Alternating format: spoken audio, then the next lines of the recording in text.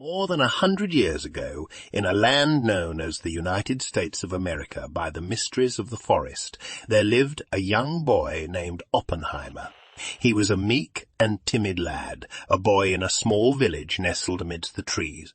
Oppenheimer's house was humble, and he was barely taller than a sapling. Yet he was a boy with a heart of courage, yearning to prove himself. One day, curiosity got the better of Oppenheimer, and he wandered too far from the safety of his hood. Lost and alone, he found himself surrounded by the eerie shadows of the wood, with the howls of dogs echoing through the trees.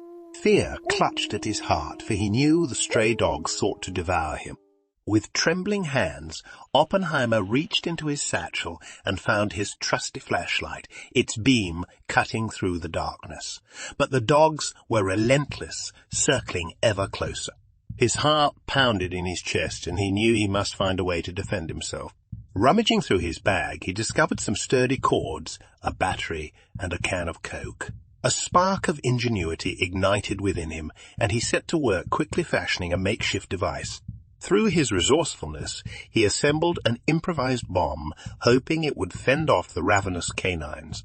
Oppenheimer held his breath as he activated the device and tossed it towards the encroaching predators.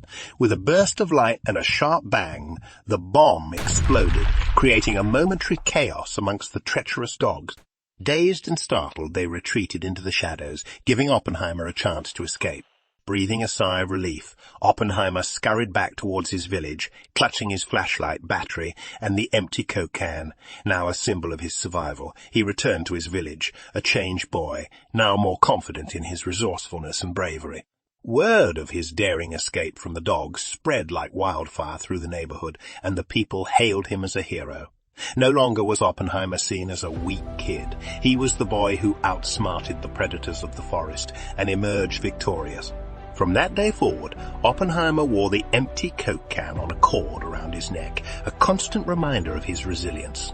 He learned that strength could be found not only in physical might, but also in ingenuity and the courage to face adversity head on.